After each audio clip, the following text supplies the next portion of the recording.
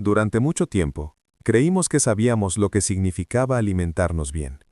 Aprendimos a asociar la salud con la apariencia, con colores intensos, con empaques impecables y con palabras atractivas impresas en las etiquetas. Pero en algún punto del camino, dejamos de hacernos la pregunta más importante de todas. ¿Esto realmente nutre al cuerpo humano o simplemente encaja mejor en el sistema que construimos? Esa pregunta volvió a la superficie de manera silenciosa en 2014, cuando un grupo de investigadores decidió analizar la alimentación desde un criterio simple pero profundamente incómodo para la lógica moderna. No querían saber qué alimentos estaban de moda ni cuáles se vendían mejor. Querían descubrir cuál entregaba más nutrición real por cada unidad de energía consumida. Sin opiniones, sin tendencias, únicamente datos medibles.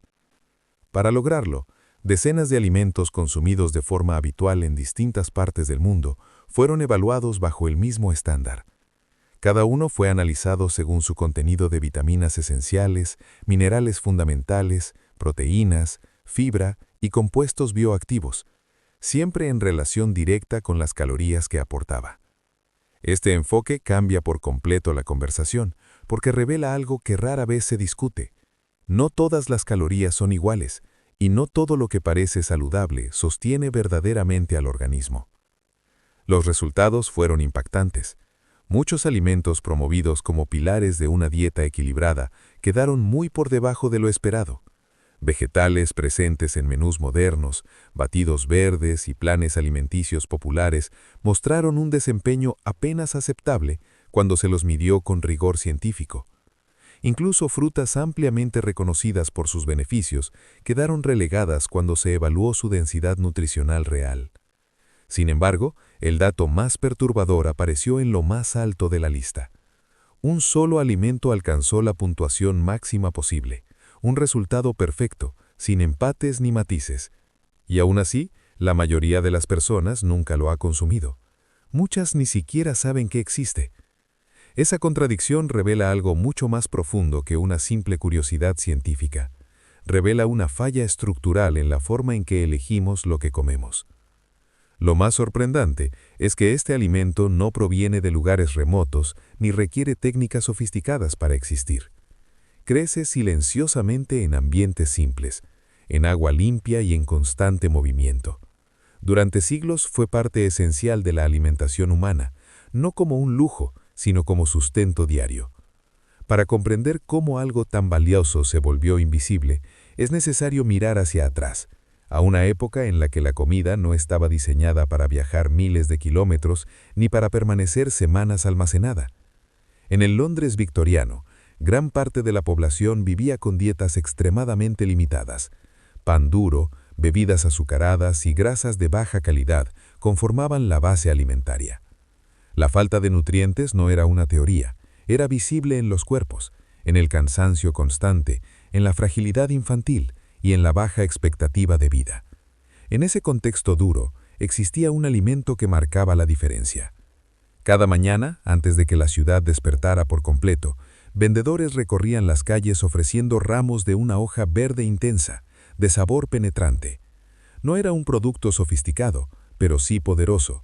Por una suma mínima, un trabajador podía acceder a un alimento que aportaba minerales esenciales, vitaminas clave y compuestos que fortalecían el cuerpo de forma inmediata.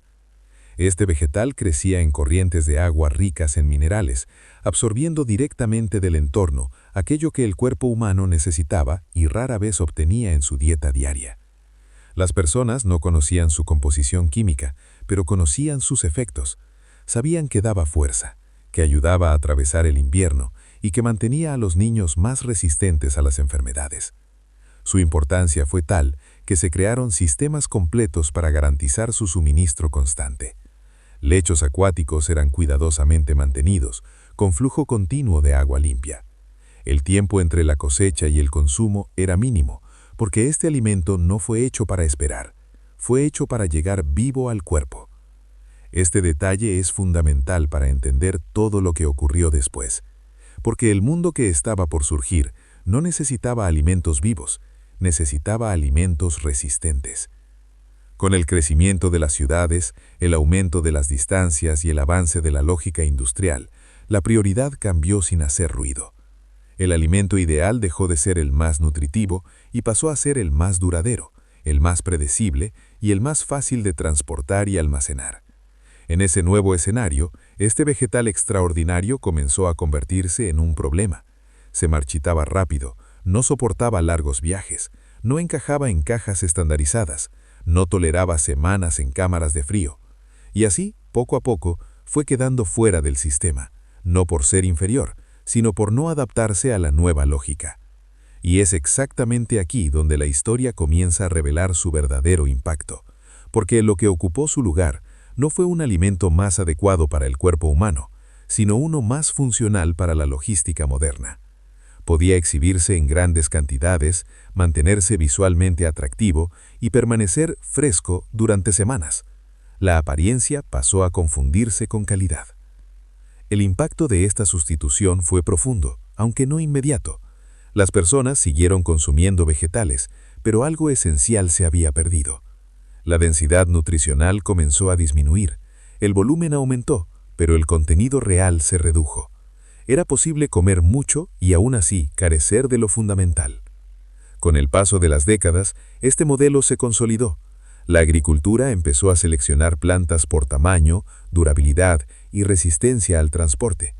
El sabor intenso, la complejidad química y los compuestos naturales de defensa fueron eliminados porque no resultaban convenientes. Y muchos de esos compuestos, precisamente los que aportan sabores amargos o picantes, son los que más interactúan con el organismo humano. El vegetal olvidado poseía exactamente esas características. Su sabor marcado no era un defecto, era una señal. Indicaba una riqueza química que el cuerpo reconoce. Sustancias que la planta produce para protegerse del entorno activan mecanismos similares de protección en quien las consume. Era una relación construida durante miles de años de coevolución. Cuando este alimento desapareció del centro de la dieta, algo se rompió silenciosamente. Las personas comenzaron a depender cada vez más de suplementos, alimentos fortificados artificialmente y dietas complejas para intentar compensar lo que antes se obtenía de forma natural. La comida dejó de ser suficiente por sí misma. Paradójicamente, el problema nunca fue la falta de alimentos. La producción aumentó de manera exponencial. Nunca hubo tantas calorías disponibles. El problema fue la calidad invisible, aquello que no se destaca en los envases. Micronutrientes, compuestos bioactivos y diversidad química fueron diluyéndose. Mientras tanto, el vegetal que había alcanzado la puntuación máxima en aquel estudio científico permanecía fuera del foco. Seguía existiendo, pero al margen del sistema principal. Continuaba creciendo donde siempre lo había hecho, en ambientes húmedos, con agua limpia y corriente. No cambió. El mundo a su alrededor sí. En algunos lugares sobrevivió como curiosidad gastronómica. En otros quedó reducido a un simple adorno en el plato, algo que se aparta sin pensar.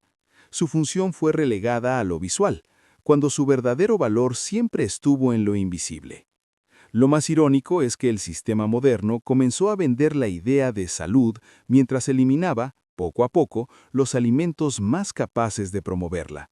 Creamos una cultura que asocia bienestar con apariencia y conveniencia, no con vitalidad real. Y esto nos lleva a una pregunta inevitable.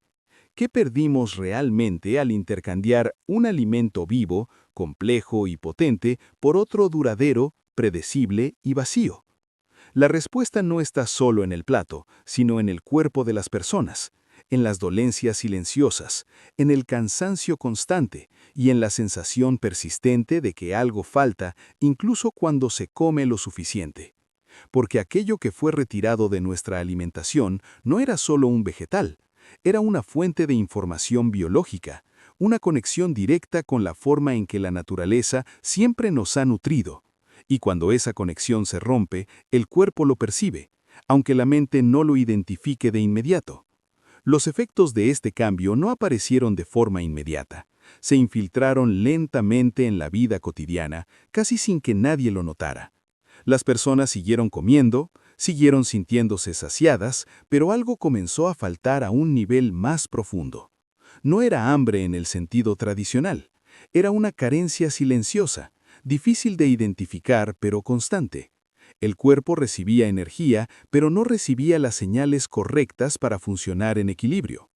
Con el paso del tiempo empezamos a normalizar síntomas que antes habrían sido vistos como advertencias claras.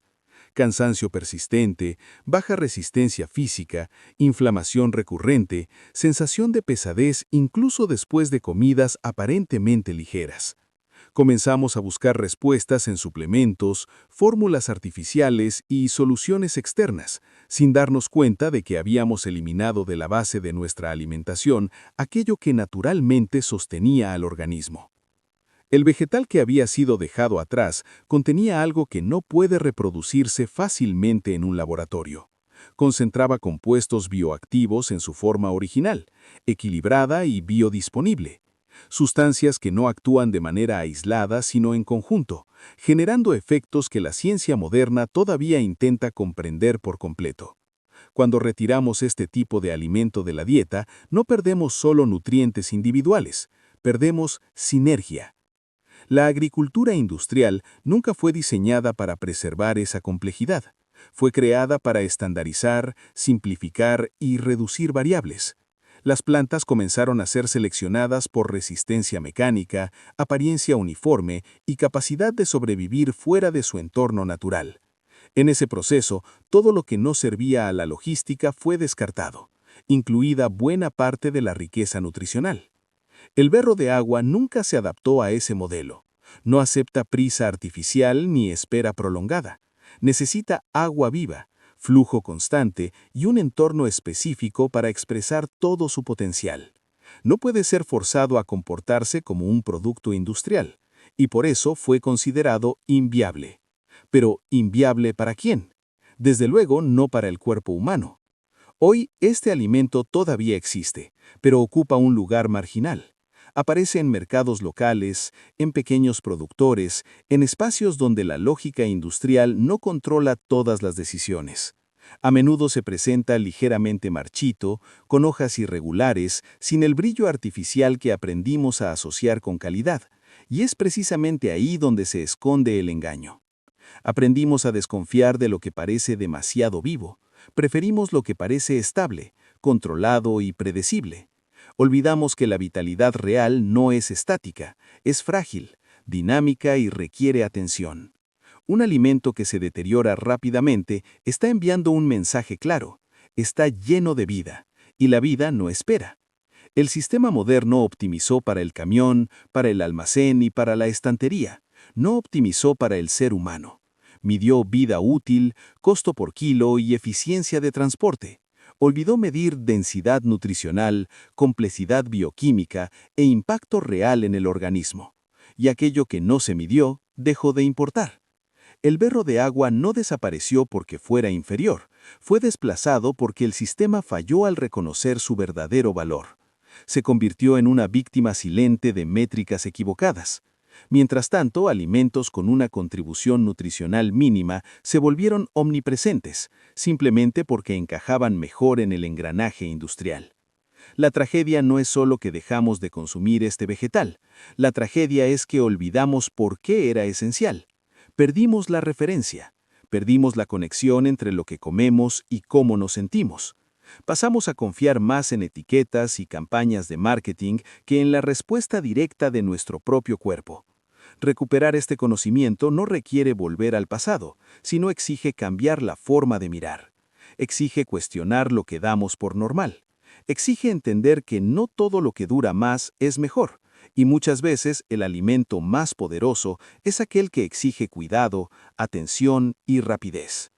La próxima vez que te encuentres frente a una estantería llena de productos perfectos, brillantes y envueltos en plástico, recuerda esta historia. Recuerda que el alimento más nutritivo del planeta no desapareció, simplemente fue empujado fuera del sistema dominante. Está en los márgenes, en los mercados locales, en los espacios donde la vida todavía dicta las reglas. Tal vez no dure semanas en tu refrigerador, tal vez necesite ser consumido rápidamente, pero eso no es un defecto, Es una señal de que está vivo. Y aquello que está vivo es exactamente lo que tu cuerpo reconoce, utiliza y agradece.